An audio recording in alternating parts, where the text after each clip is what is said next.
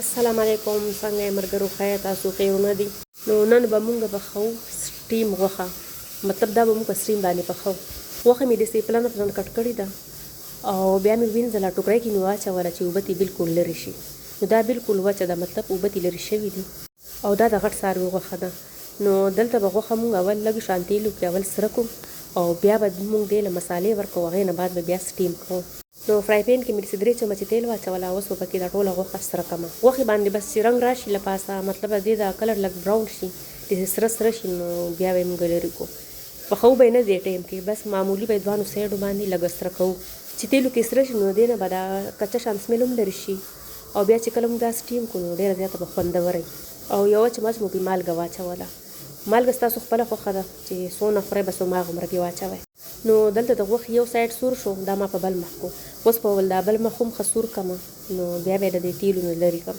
نو ملګرو دلته دا زه په تیز اور باندې بس 15 منټه دپاره به یو مخ ته دې سور کړو او 15 منټو دپاره بل، مطلب سوځو به یې نه، بس چې دې باندې دغه شان ښکلی ښایسته رنګ راشي نو بس بیا به یې تیلو نه لرې کړو. نو غوښه په دواړه مخه ښه ښکلې سره شوه. اوس به بس ګیس بند کړو او دا به د پکي لاندې کېږدو چې یخه شي.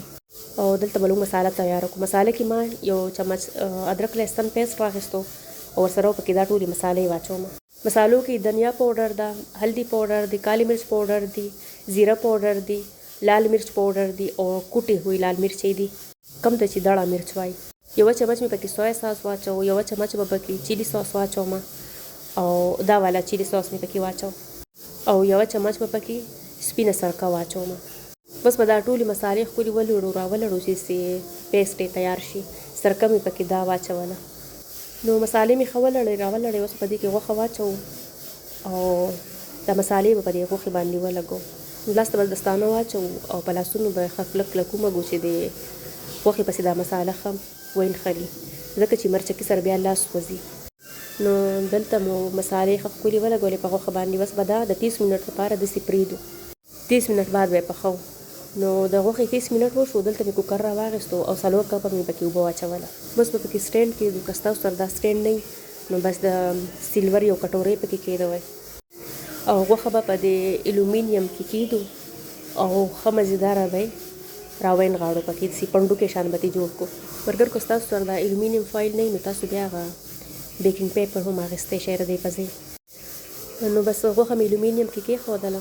اوس په دې الومینیم فایل کې په کانټه باندې سوري وکړو، ځکه چې کله دا پخېږي نو دې کې به شوروا غوندې جوړېږي، نو هغه شوروا به ترې لاندې کوکر کې څڅېږي چې سوري پکې وکړو.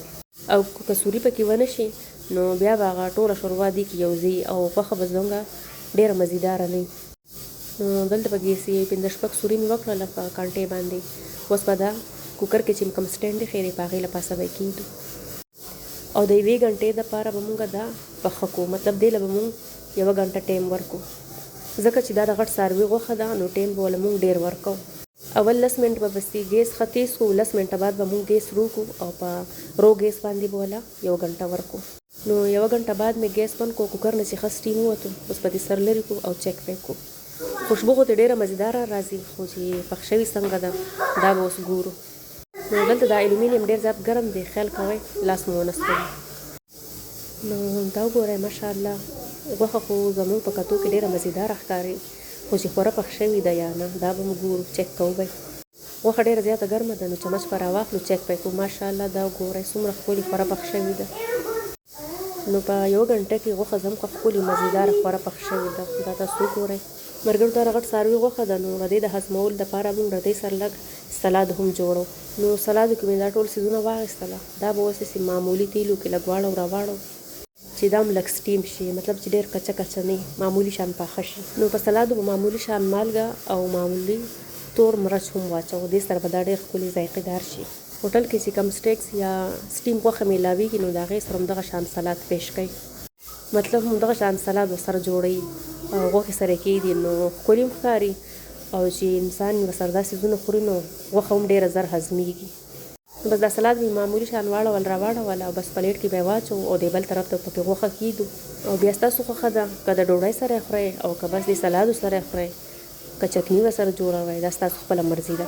ملګرو که چا غټه غوښه نه خوښه او هغوی ته داسې قسم تاسو جوړه کړئ او مخې ته ورته کښېږدئ نو یقین وکړئ هغوی به روزانه د دې غوښه فرمایش کوي ځکه چې دا دومره مزیداره وه. وړو وی چې امې تکې دې پخ کړي دي کو او وی دونه لږ دې پخ کړي وه سمه ډېره به دې پخ کړي وه.